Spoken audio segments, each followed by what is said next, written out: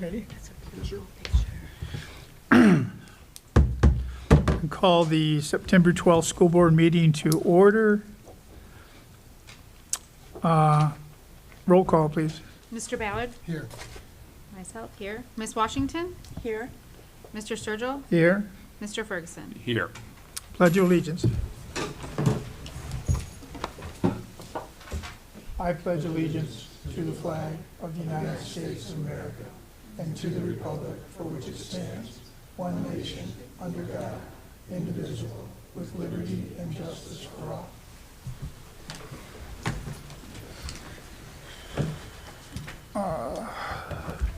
Recognition of visitors. We have none. First hearing of the public.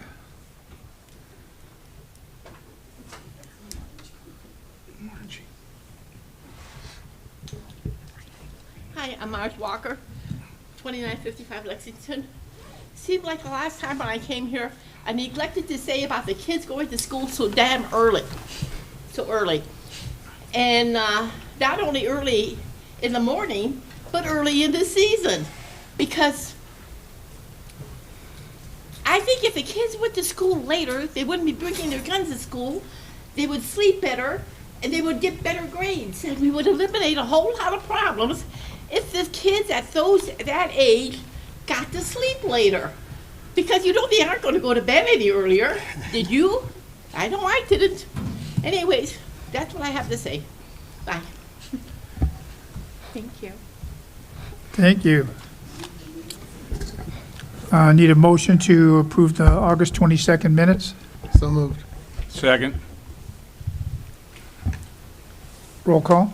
Mr. Ballard? Yes. Mr. Ferguson? Yes. Myself, yes. Ms. Washington? Yes. Mr. Sturgill? Yes. Any old business? Okay. Report and recommendations of the treasurer. She just has items 8.01 to 8.03 for approval.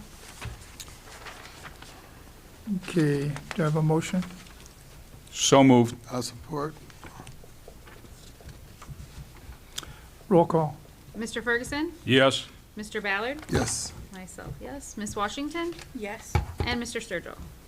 Yes.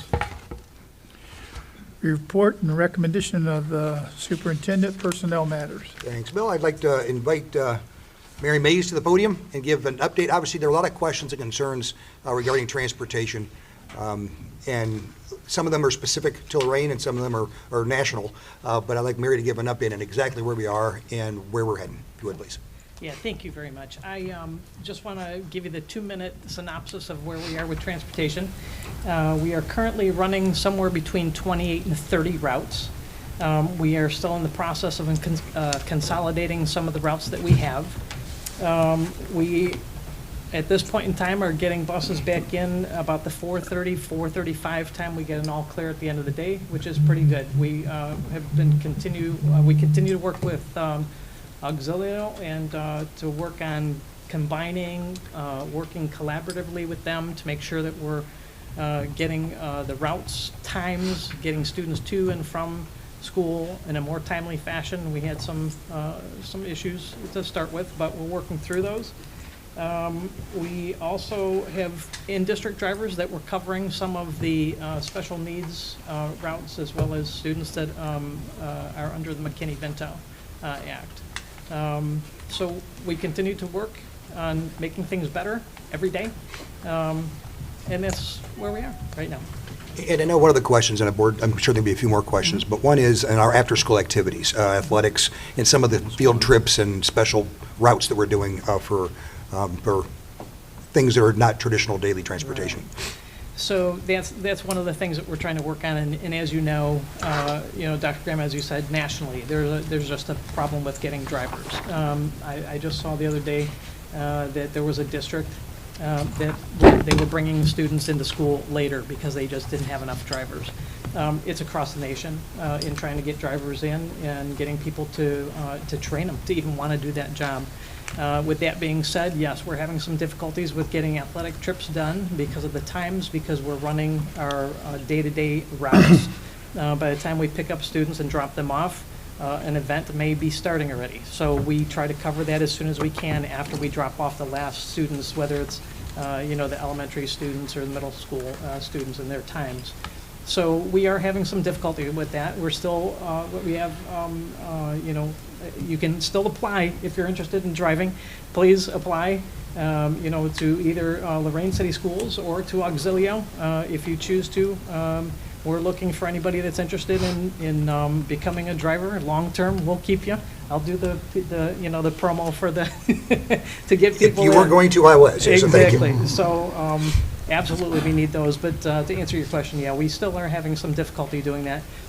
We are, like I said, working collaboratively with Auxilio, and where they can't cover some of the routes, we are covering with the drivers that we have in district. So we're trying to get them, as many of them done as we can and in a timely fashion.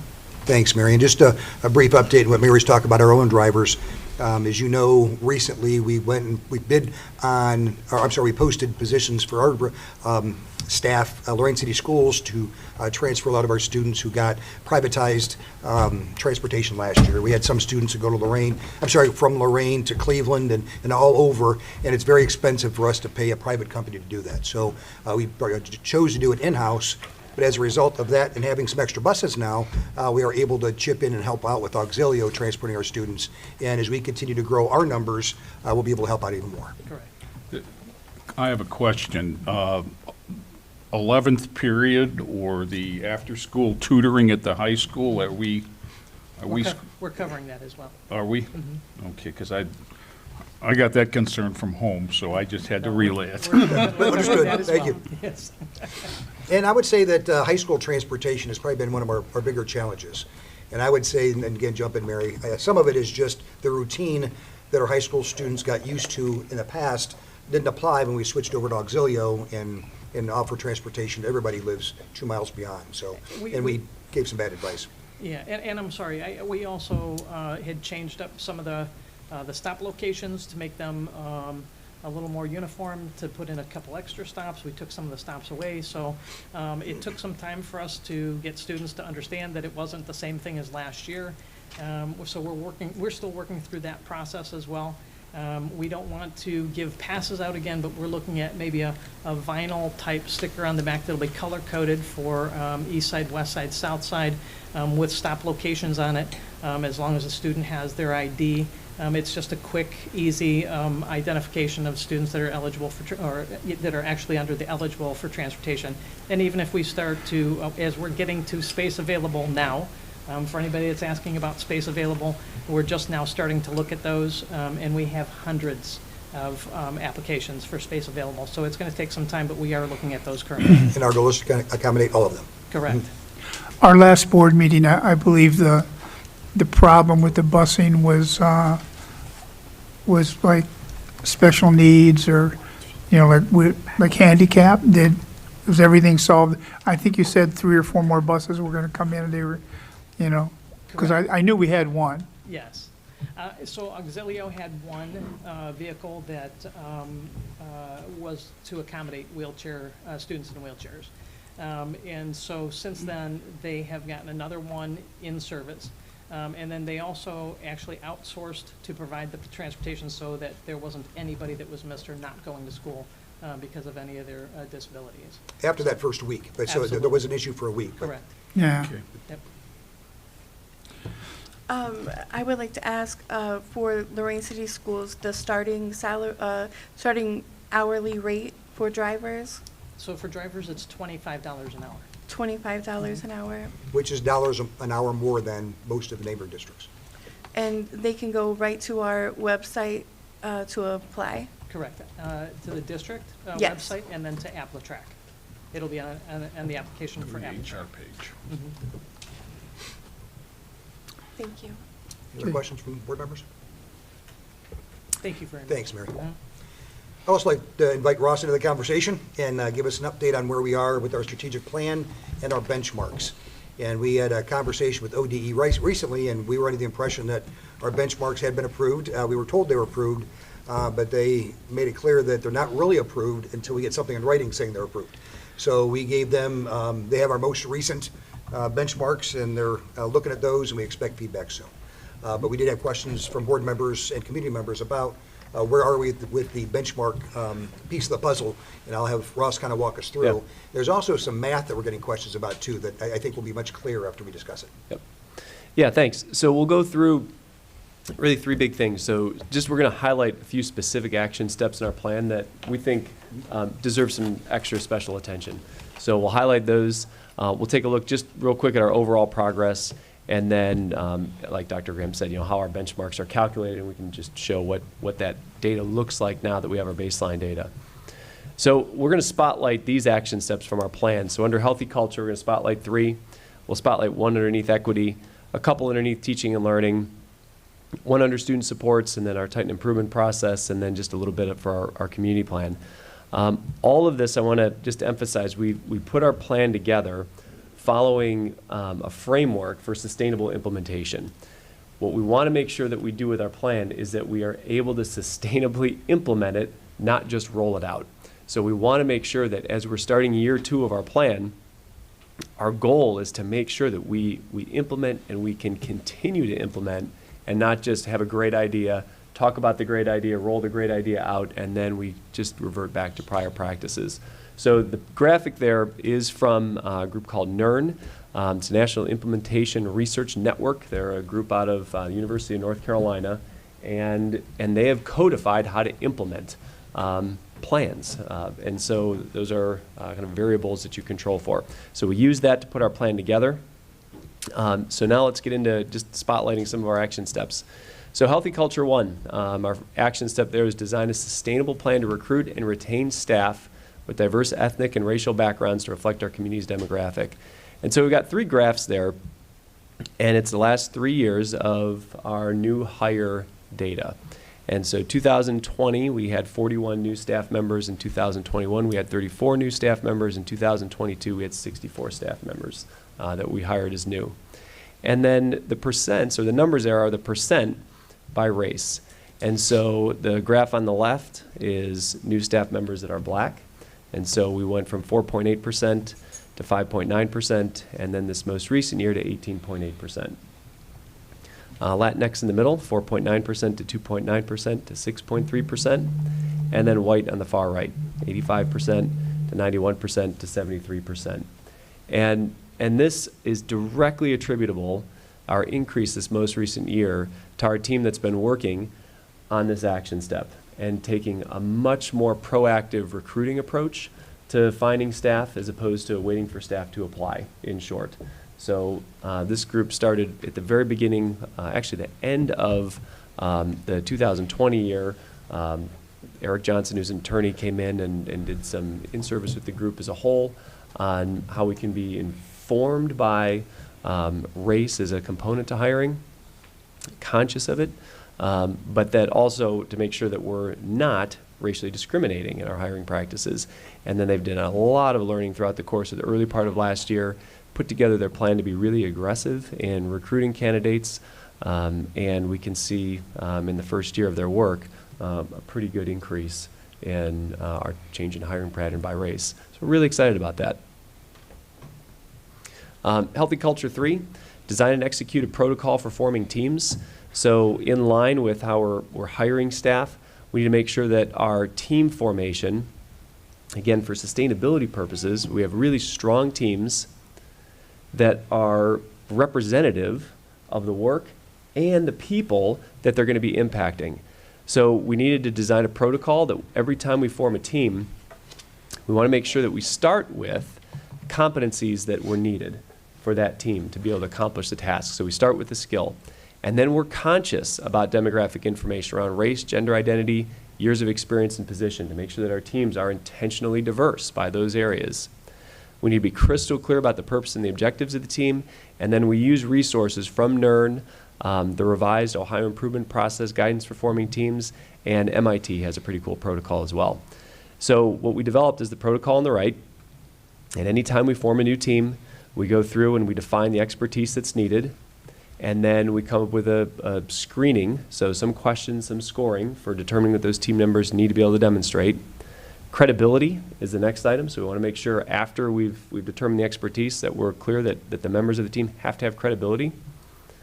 And then collaboration is the next big thing that we're looking for. So we want to make sure that, that members of the team are good collaborators. So that's our protocol for forming teams. We've used it with our district leadership team. We've used it with our arts team. We've used it with our reading team. We've used it with our curriculum adoption teams. Talk about that coming up under teaching and learning here in a bit. And what it's done for us is helped us form really excellent, highly skilled, diverse teams. So we're really excited about how using this protocol has helped us form really high functioning teams. Ross? Yeah. So I've still got this fog in my head from your first couple of slides that I just want to get clear. So you took us back over 3 years with those hiring practices and those 3 different slides. So if the plan hasn't been approved based on their sign-off yet, do we get credit for what we've already done, or are we setting our baseline higher for ourselves? So when they do actually sign the document, we've got to try to improve even more. How is that going to work? Gotcha. So 2 different things, but Okay. they relate. Okay. So what I'm showing here are action steps from our plan, really centered on adult practices that are not directly measured in our benchmarks.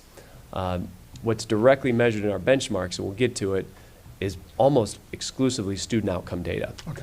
So, and we started, our initial proposals for benchmarks were connected to adult practices, and in the end, we were told no. In short, we need student outcome data.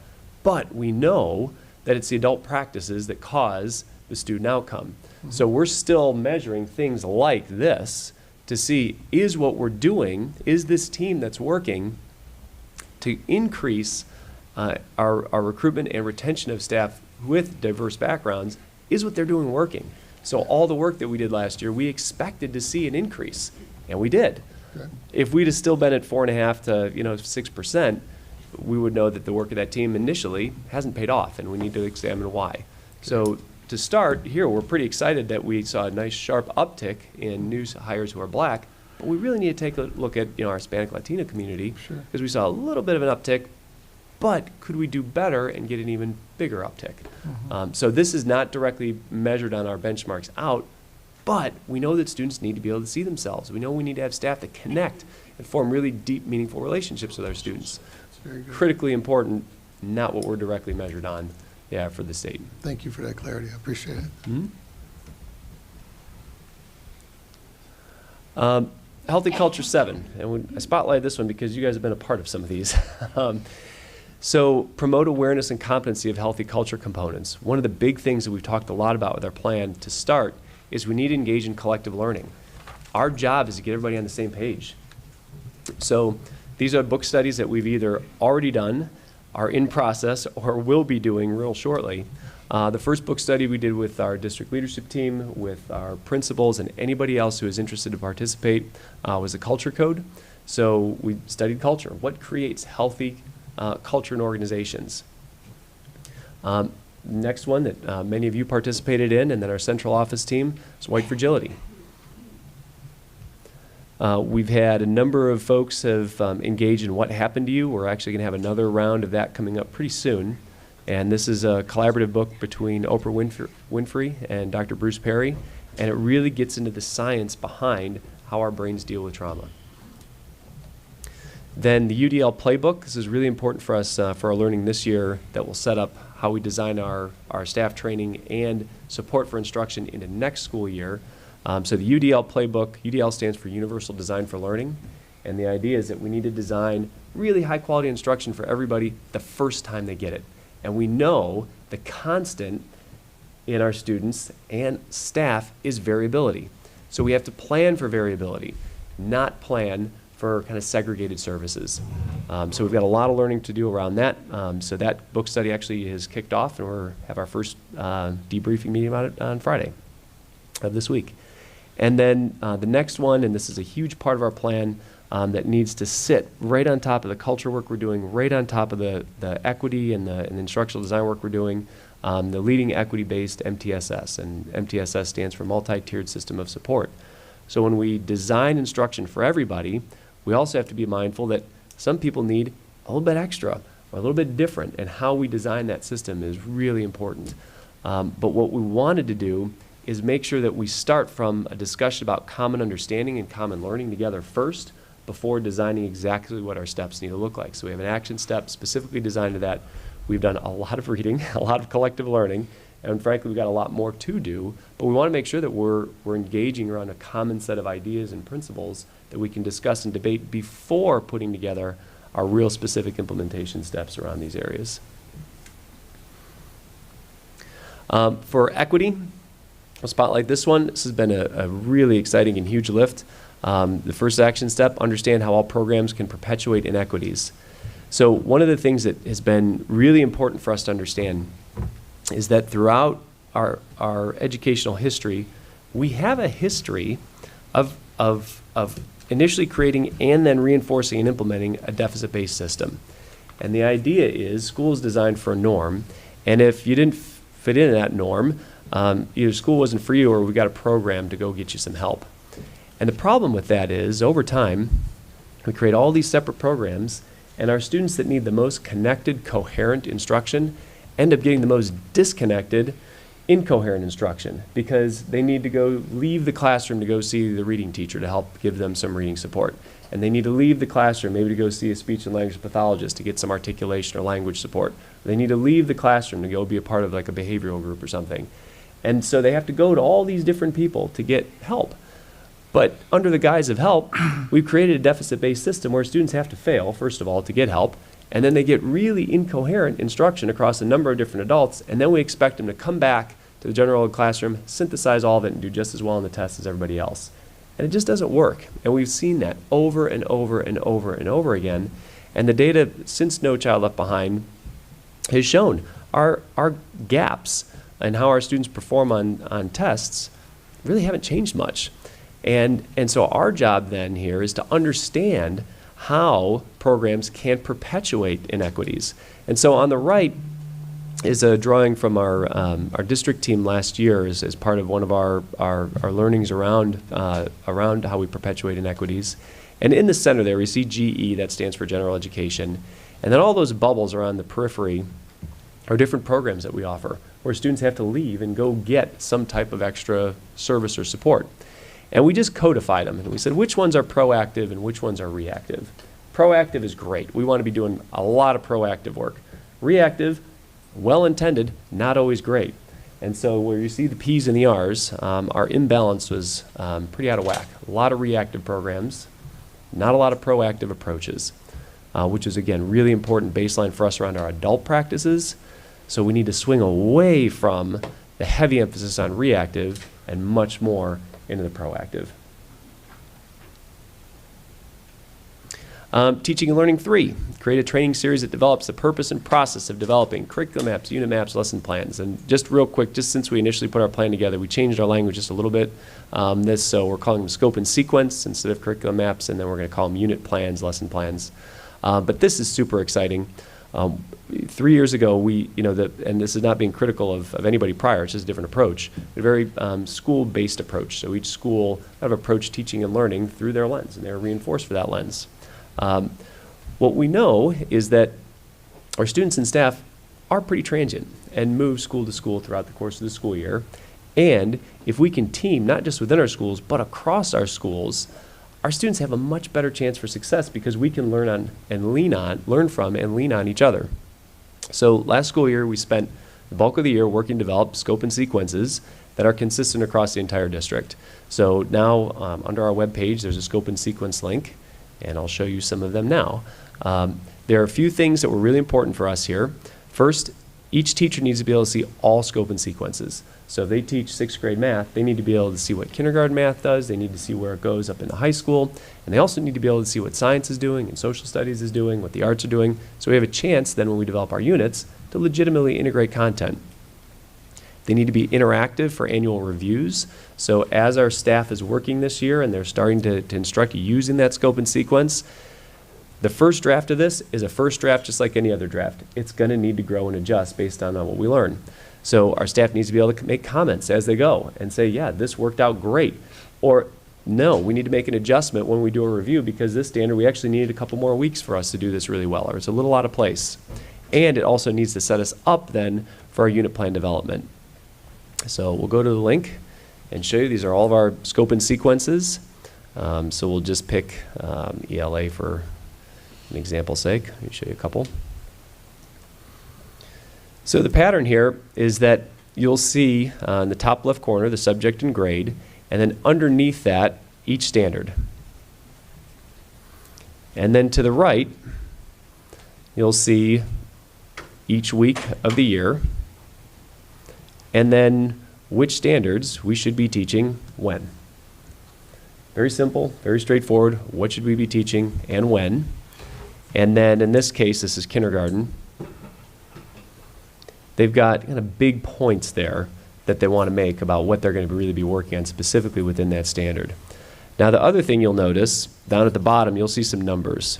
And so there's a 12 here by kindergarten, which means that we already have 12 comments that our staff has made about the scope and sequence so far, which is fantastic. So we want our staff to be reflecting on what's going well, what isn't going well, so we can learn from it and make adjustments. So at the end of this school year, in April, May, when we're getting ready for next school year, we can make adjustments based on what we experienced throughout the course of the year. But you'll notice across the bottom, we've got tabs for every single grade level, all the way up into elective courses as well. So everybody can see everything. But here are scope and sequences for all of our areas: physical education, music, dance, our single courses, everything. So this has been a really heavy lift. And what this will allow us to do is get our teachers more on the same page. They can lean on each other, they can talk with each other, they can learn from each other, and it helps us. So if a student goes from one middle school to another middle school, we know that they will be exposed to the same content at that point in the year. They go from one elementary school to another elementary school. We know that they've been exposed to the same content. This also sets up our unit plan development, which we're going to start working on probably winter-ish of this school year.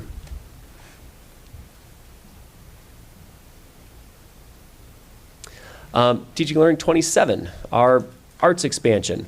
And we cannot thank you guys enough for your support for expanding the arts.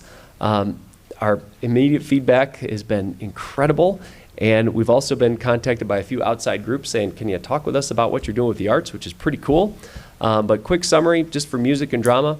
At the elementary level, now we have rooms and instruments, which is just fantastic. If you have a chance, stop in, see our kids playing the drums. It's amazing. But we've got an emphasis on percussion that starts as soon as our kids get into kindergarten all the way through 5th grade. Then we're prioritizing recorders in 3rd grade, ukuleles, so we can teach strings in 4th grade, and then keyboarding in 5th grade. Our goal is that students are reading music by the time they leave 5th grade. Middle school and high school, we got new instruments. We found a saxophone from 1932, which is both amazing and just incredibly gross at the same time. Took the word out of my mouth, Barbie. So we need some new instruments. So we got some new instruments, which is fantastic. Our students need good stuff to be able to use. And then we're adding choir in the middle schools. We haven't had choir in quite a while, so it's really exciting to have choir. And then drama also is being integrated as part of that course in the middle school. For visual art, again, at the elementary now we've got rooms and now lots of mediums. In the past several years, it was really just drawing and maybe just a little bit of painting, depending on what the classroom teacher would kind of allow or tolerate. But now we've got clay, we've got chalk. It's pretty cool. Also integrating some digital art in elementary and middle school. For middle school, we've got consistent offerings now across all 3 of our middle schools for visual art, which is great, and access now to digital tools, so we can start, again, working to feed that pathway up at the high school. And at the high school, we went from one foundations class, and now we've got pathways in ceramics, design, drawing and painting, and we're adding digital art now. So what was really one class, and then you had to take an independent study if you wanted to do a little bit more, we now have 10 classes of visual art in the high school. And our students at the high school in the survey told us very clearly they want a lot more visual art, and they wanted a digital art pathway as well. And they wanted advanced level courses, so we've got level 1, level 2, and advanced now for each of those areas. For dance, talked with our partner at the Ohio Arts Council recently, and he said we are now the only district in the state of Ohio that has a district-wide dance program. Wow. Isn't that amazing? Very nice. We're the crazier. It is really amazing. But no, it's absolutely incredible. We'll show you a couple things with that coming up here. And then, and out of our work to expand the fine arts and performing arts, our team last February said, you know, a huge gaping area that we need right now is to really look at what we're doing for engineering. And we don't have anything. We have computers that are well-intended, but in some cases, the students are more skilled than the adults.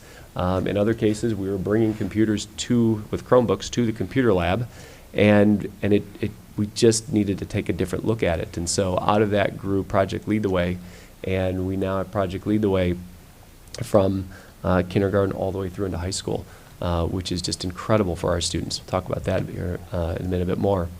So a couple things just on dance, because it's so unique and so cool. On the left is a video of kindergarten. We'll show you just a few seconds of it. And then on the right is a picture here of high school.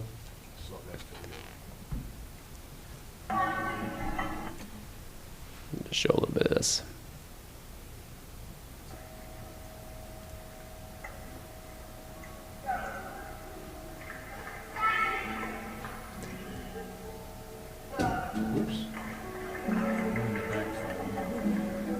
So they're working on movement in space right now, and understanding their bodies and how to move with others around them,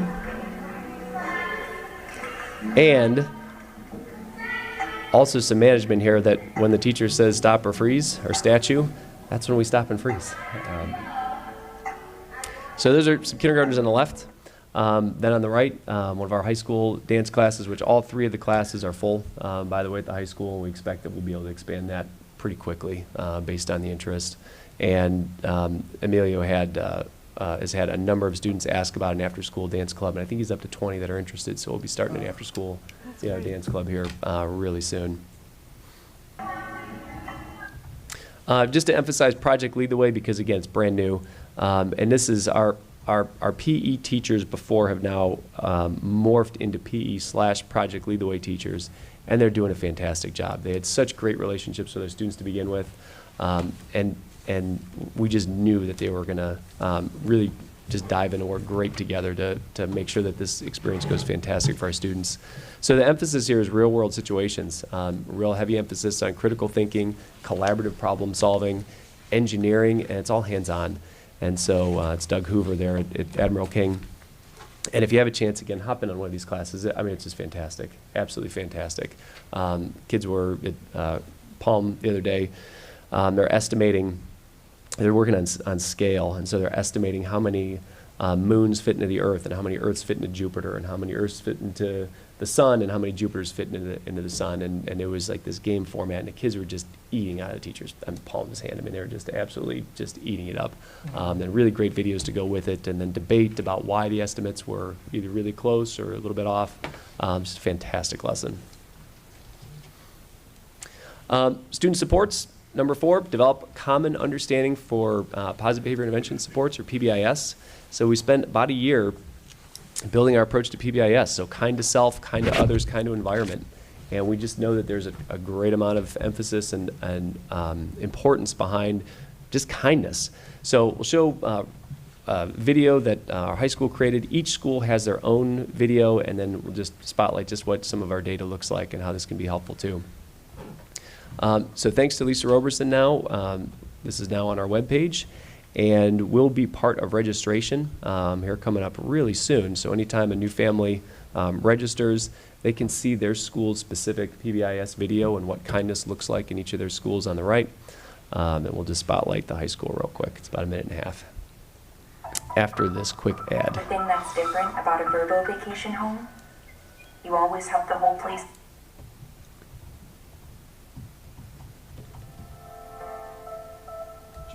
What kind of Titans are we? This is a question we have to ask ourselves every day as we walk these halls. In Lorain City Schools, we are passionate about kindness. We believe one simple act of kindness can start the movement that changes the world around us. As a school, our positive behavioral intervention and support approach, or for short, PBIS, model is rooted in kindness. Our goal as a school is to increase our students and staff's kindness to self, kindness to others, and kindness to our environments. When we increase kindness in our school, we will decrease the behaviors that interfere with the positive environment we want in every school in our district. Let's see what that looks like in our buildings. The expectation of kindness in our schools starts the moment you begin your day. Upon entering classrooms, it is important that we remember to be on time, be prepared to have technology and supplies ready, be engaged and maintain a clean classroom. Our Titan expectation to be kind to self, kind of others, and kind to our environment extends to the hallways, in our restrooms, in the main office, in the cafeteria, and on school transportation. Our staff will be here to model, teach, and reward positive behaviors with the goal of creating a school culture of kindness. That's because the common expectations are designed to be the standard in every classroom and every school in Lorain City Schools. Titans, we know you can do this. Let's show the world what kind of Titans we are.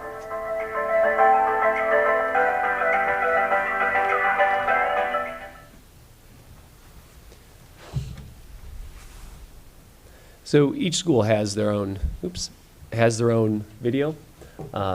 Schools use them with the students upon entry, and then we're also going to use it as part of registration. So any new student family comes in, they'll have their video for their specific school coming in. Another real important part here is that our schools need data. So they need to know what's going well and what isn't going well and how to adjust. And so on the right, some sample data from one of our elementary schools to this point in the year. And they're looking, this is positive referral data. And so we need information like day of the week, time of day, location. And so, just for example's sake, on the right, we can see, when the majority of our positive referrals are happening. And so we're a little light on Monday, but otherwise we're fairly evenly distributed. And then the time of the day. This pie chart looks great because this means positive referrals are happening all at different points of the day. But if we saw something where maybe we're really heavy on one day and light on 4 other days, that lets us know that we need to distribute our, and be more mindful of positive referrals in other days. Or if we're just seeing them at arrival, maybe, then we need to be mindful of, making positive referrals at other time of the day. So our teams need really good data. We'll have really good data this year to use. Under Titan improvement process, we'll spotlight action step 9, develop a resource warehouse for best practices. So I can't thank Barb Bowen and her team enough for their work on this with Drew and Marissa and their team, and with our CAST team. So we want to be able to capture practices for us to use, and then warehouse what we learn along the way. And so Mobile Mind is the platform that we've used, and we'll spotlight this real quick. It's a way for us to house the good stuff that we want people to have access to in an ongoing way. So, for example, PBIS, we just showed that here. You can click here, and we've got a few videos here to help. They're always here for staff to access and be able to use.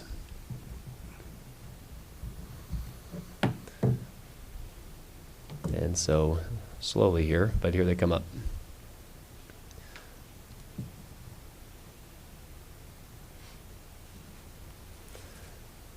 So here are 4 different videos that we can access at any point in time to get some support around PBIS.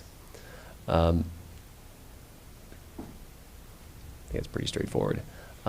New MacBooks. We've got a whole series of videos that Marissa and her team put together for our staff to use to get familiar with their MacBooks. And there's a lot more there. Community plan, we had 3 major parts to it. We'll just focus on the immediate response here right now. And if you think back to September a year ago and then November when we got back together again, and really looking at the types of behaviors our students were presenting and how we're responding to them. And the big emphasis for us here is that we emphasize mental health and overall well-being, and we do it through kindness, relationships, and de-escalation. So that means now for us, we have counselors in all of our schools. We now have 4 social workers, nurses in all of our schools. We have 5, soon to be 6 wellness coaches. And again, the emphasis in all of it is on kindness, relationships, and de-escalation. So if students are in an escalated or elevated state, emotionally, our emphasis is on de-escalating them, not escalating them, or not just really kind of emphasizing, harsh practices. but really emphasizing kindness, relationships, and de-escalation.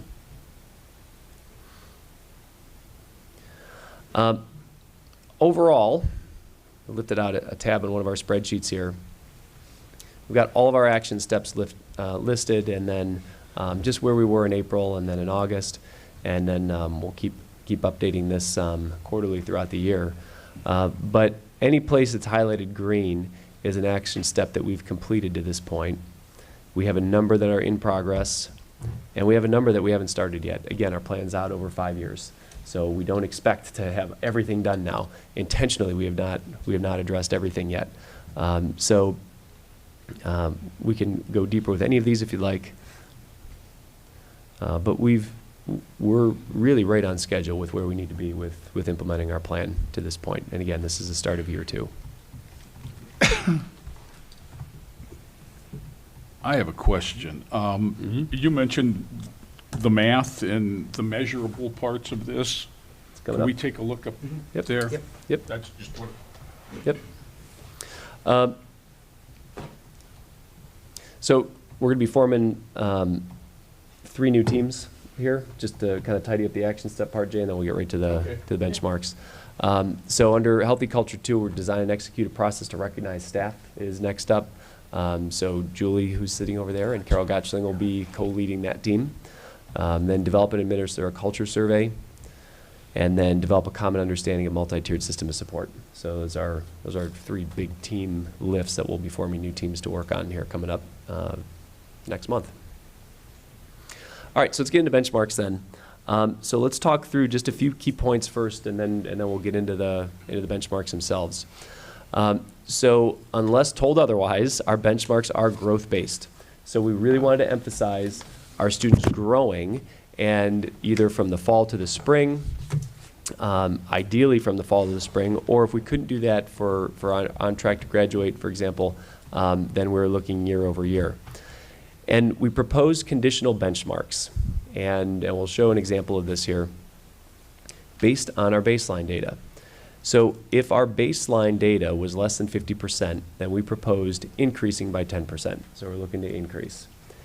If our baseline was greater than 50%, then we proposed closing the gap from 100 by 10%. And the reason for this is if you're less than 50%, we want to be growing up.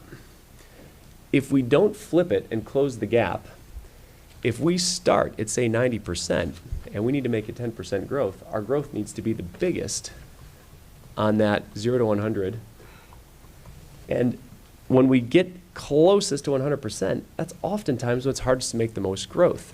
So if we flip to closing the gap from 100, now we account that when we get closer to 100, it is sometimes harder to make growth, but we still can demonstrate growth.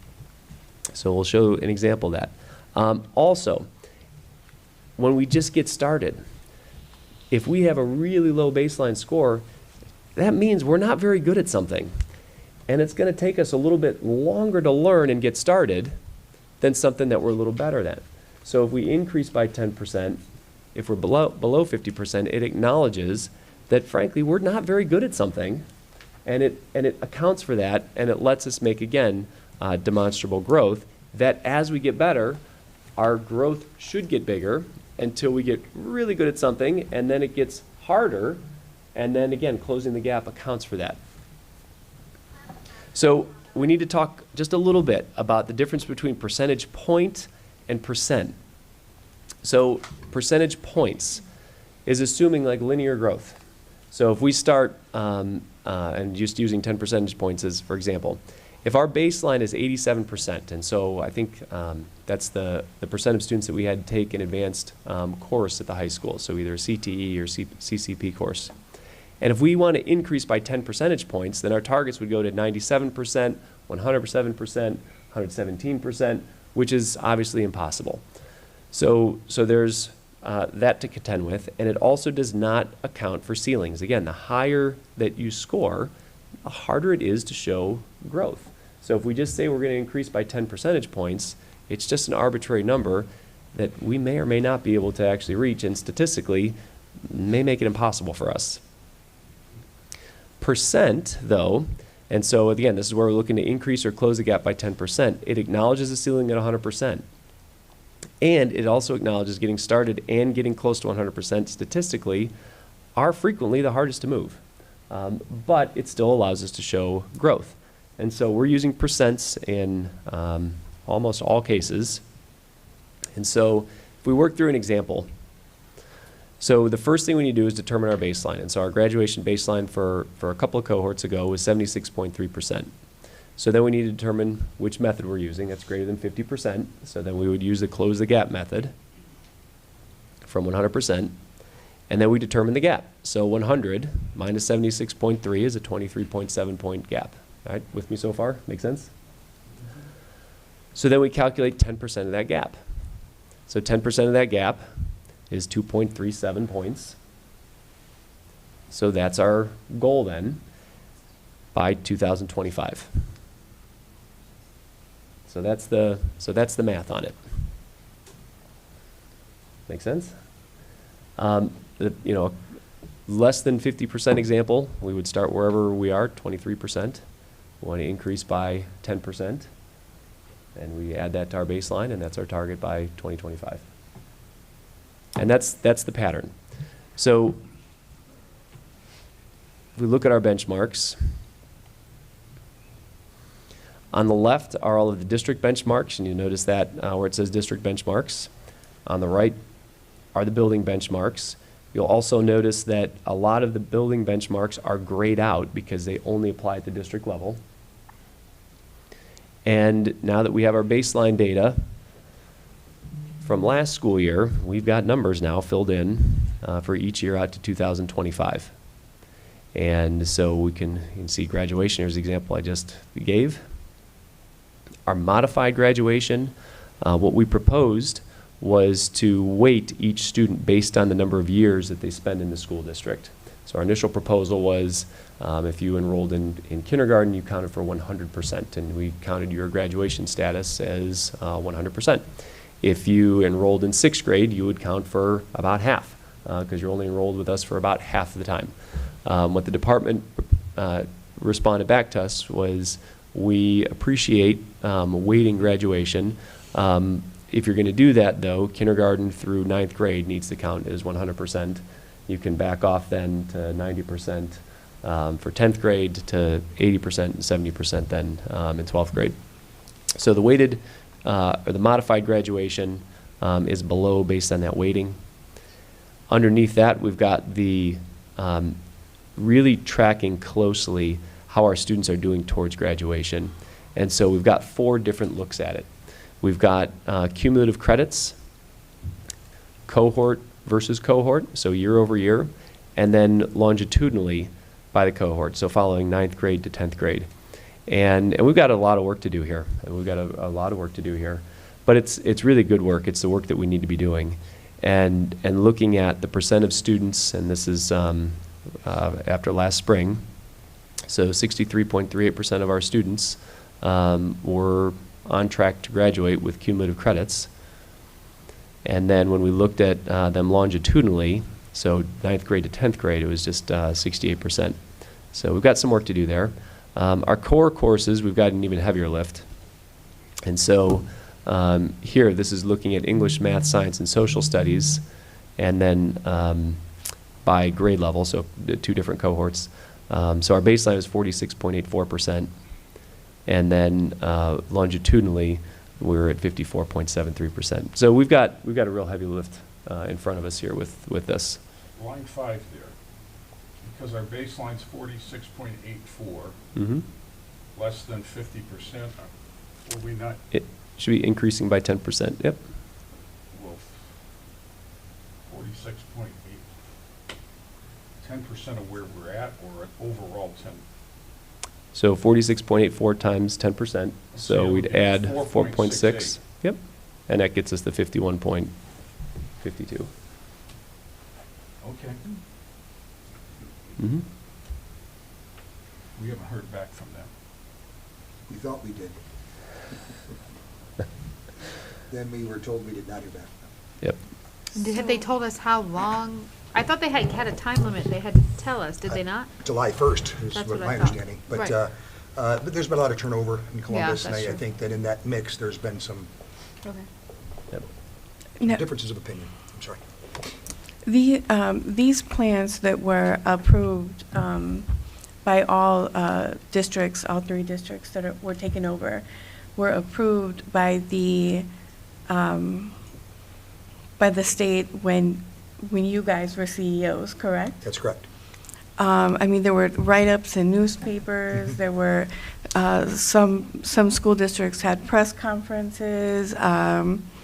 I mean, there were headlines everywhere that the state approved every district's,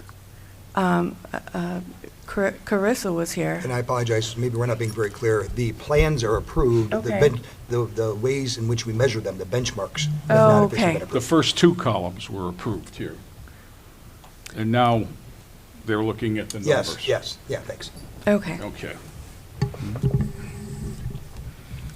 But Ross, I'd like to thank you too, and and I appreciate the way you started it, talking about the teams we put together, based on competence and collaboration, and also focusing in on our implementation plan.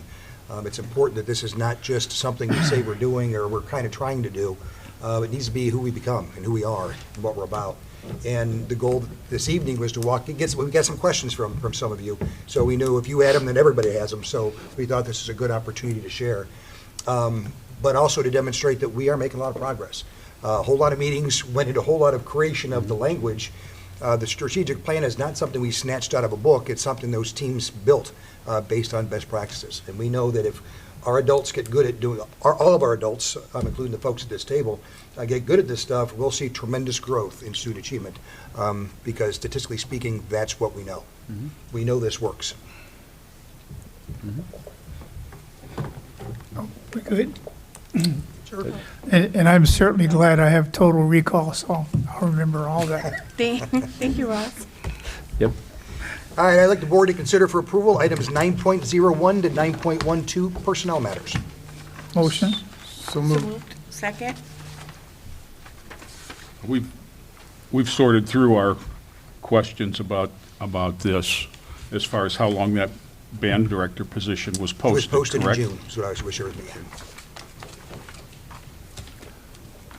We're in the discussion part? And there's still a position open, as I Okay. understand it. Any more discussion? Roll call. It's still Mr. posted? Ballard, Yes. Ms. Washington, Yes. myself, yes. Mr. Nazari, or Mr. Sturgill. Sorry. Yes. And Mr. Ferguson. Yes. I'd like the board to consider for approval items 10.01 to 10.20, operation matters. Motion? So move. Support. Roll call? Mr. Ferguson, Yes. Mr. Ballard, Yes. myself, yes. Ms. Washington, Yes. Mr. Sturgill. Yes. Okay. Report and recommendations of the superintendent.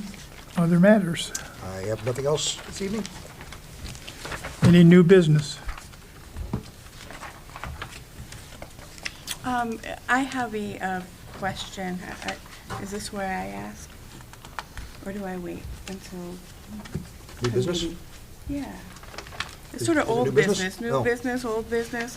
I had a parent ask, I know that we cover meals for high school, after-school programs, athletics. Do we cover them for middle school?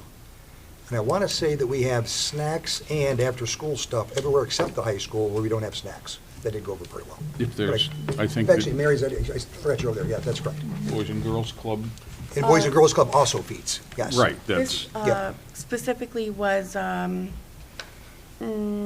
sports, I believe. Yeah, we have food for all kids after school. So middle school, Middle yes. school, too. Well, with activities after school, yes. Okay. That was my question. That was easy. Thank you. Okay, committee reports and requests from board members.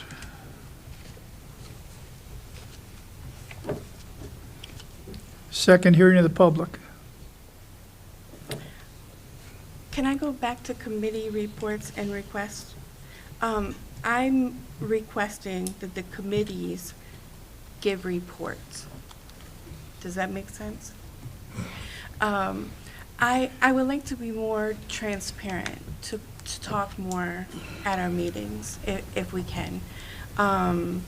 It just seems that sometimes we are voting, we come out, and we put in a lot of work, and I think sometimes people don't realize that we take the time to meet, during our committees, and we don't just come out and, rubber stamp stuff.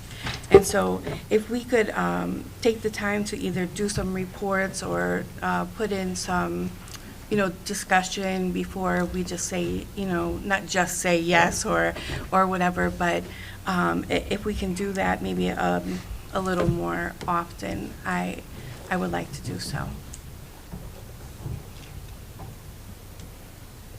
All in favor, say aye. Aye. If I could interject, that is part of the process. So when there's a motion and a second, then it's time for any one of you to comment on, not just challenge or ask questions, but also share why you're supportive because you've been through the process. So it's kind of built into the meeting.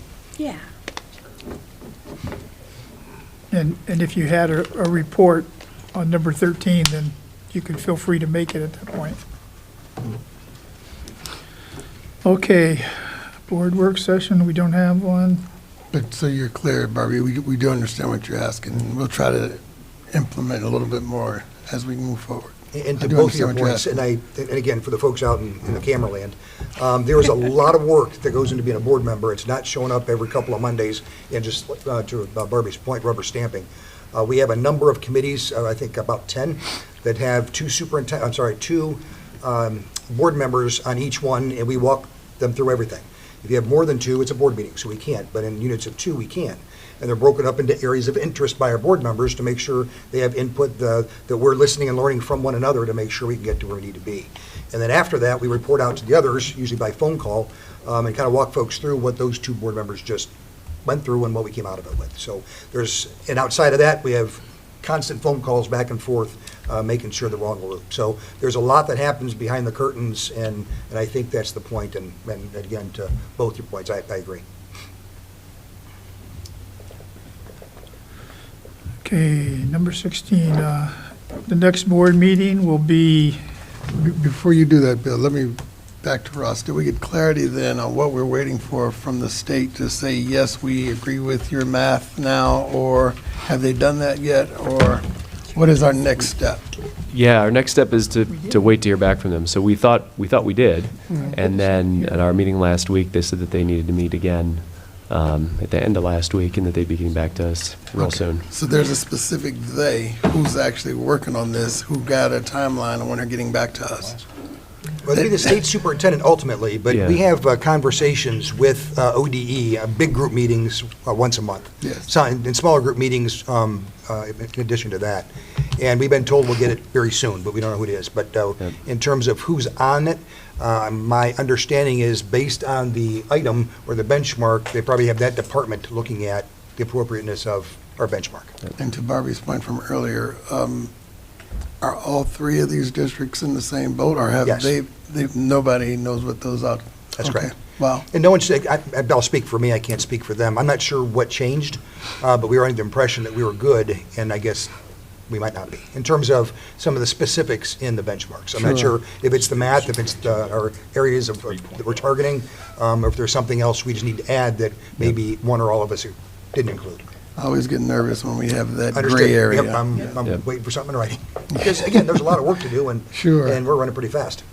And I would like to add to that I still participate in the CLCE meetings with the other two districts, and I mean, we are bounds and leaps ahead of the other two districts, and that we get along, we talk, in no disrespect to the other districts, we're working together cohesively, we meet, we talk,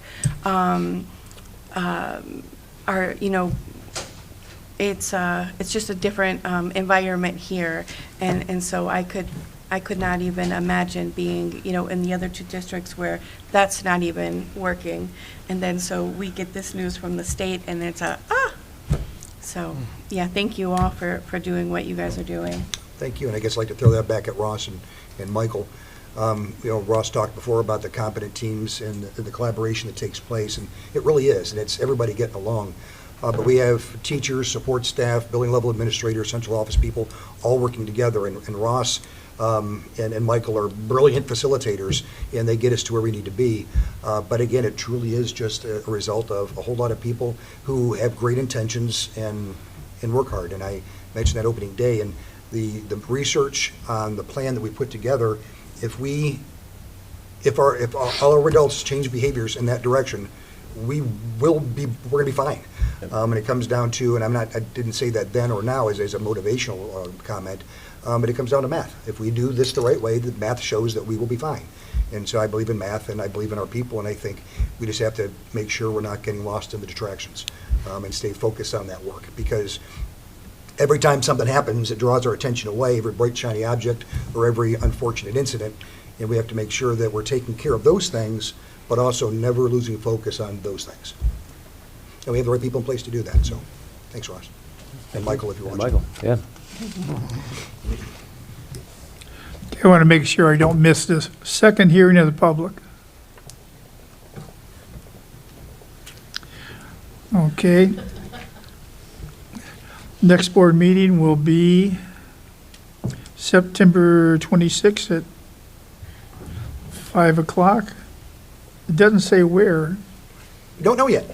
Well, actually, we're looking at having our new professional development learning area is being redone at the other end of our building, and it might be done by then.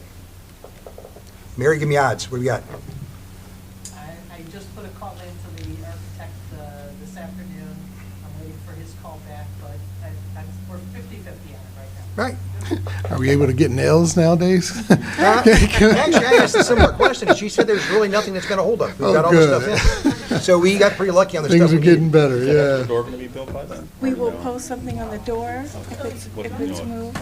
We will make sure we announce it to the world. Yeah, like me to go. But right now, I think it's planned to be here, Okay. but if we are able, we'll move it to the other area. Executive session. Okay, I need a motion to go into executive session for A2 and C. So move. Support. Roll call. Mr. Ferguson, Yes. Ms. Washington, Yes. Mr. Ballard, Yes. myself, yes, and Mr. Sturgill. Yes. And for the people in the audience, there will not be any decisions being made after executive session. So if you're hanging out, it's just to say hey.